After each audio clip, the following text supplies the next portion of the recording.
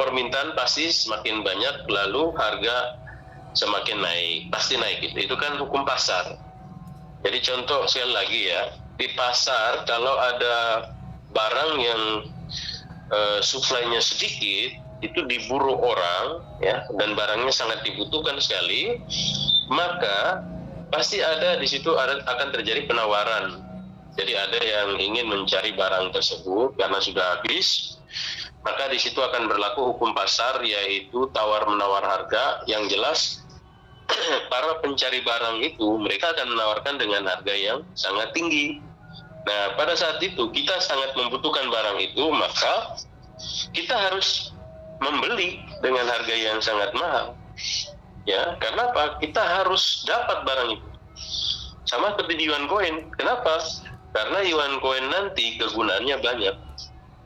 Yaitu kita bisa membeli mobil, membeli motor menggunakan yuan koin.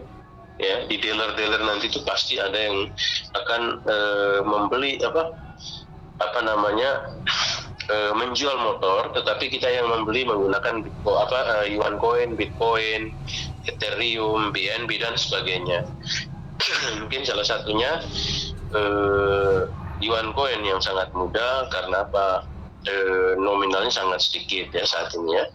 Lalu yang berikut, di restoran-restoran, di kafe, dimanapun, di pom bensin, bahkan Gojek, GoFood, semuanya nanti tinggal terintegrasi dengan yuan coin. Jadi pakai voucher gitu. Jadi ketika kita bayar langsung terintegrasi, langsung dihubungkan ke voucher gitu. Jadi voucher nih tinggal saja berapa nilainya yuan coin, vouchernya berapa, tinggal kita ngisi, sudah transaksi menggunakan barcode, selesai.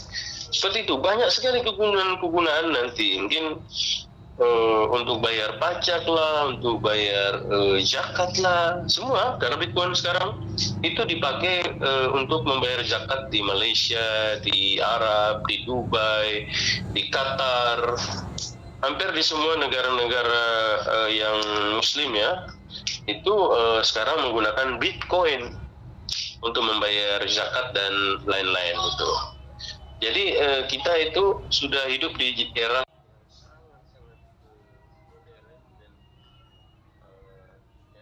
digital, super digital, karena kita tidak bisa lagi mau ketinggalan zaman. Kita sudah harus mengikuti perkembangan zaman.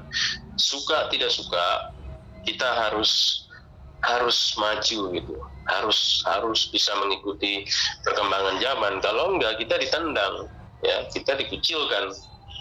Kayak dulu HP itu orang-orang tua itu bilang, ini kenapa lagi ada HP Android, nggak bisa saya. Sekarang ibu-ibu, emak-emak di pasar-pasar itu transaksi itu pakai barcode semua. Ya, jadi awalnya itu memang susah. Lama-lama udah mulai paham. Nah, kripto ini di 2030 itu akan sangat ramai.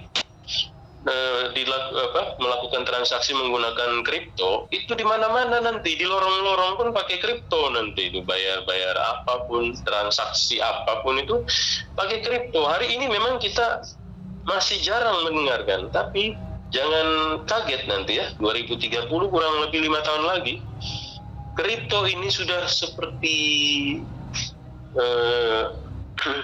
sekarang ini ya, orang kalau menggunakan barcode tuh masih susah, ternyata gampang.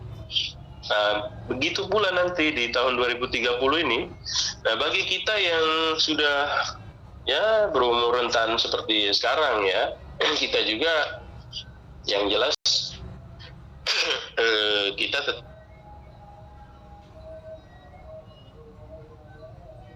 anak nanti, karena yang terpenting kita punya aset. Saat ini kita punya aset. Jadi aset ini itu sebagai modal dasar untuk kita mempersiapkan diri dalam 3-4 tahun ke depan atau 5 tahun ke depan. Kita sudah mungkin berpikirannya mau jalan-jalan kemana-mana, tapi aset-aset kita ini juga bisa dikontrol oleh anak-anak, seperti itu. Ya, karena dasarnya saat ini kita sudah punya asetnya.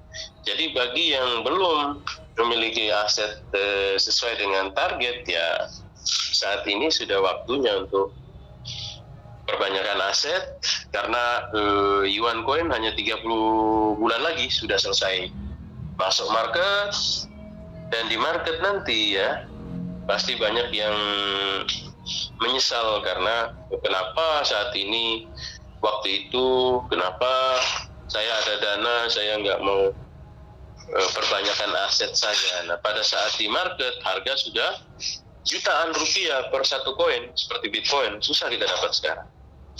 Jadi seperti itu teman-teman ya. Jadi itu pemaparan dari kenapa tadi kita harus paham tentang materi itu. Jadi seperti itu. Oke.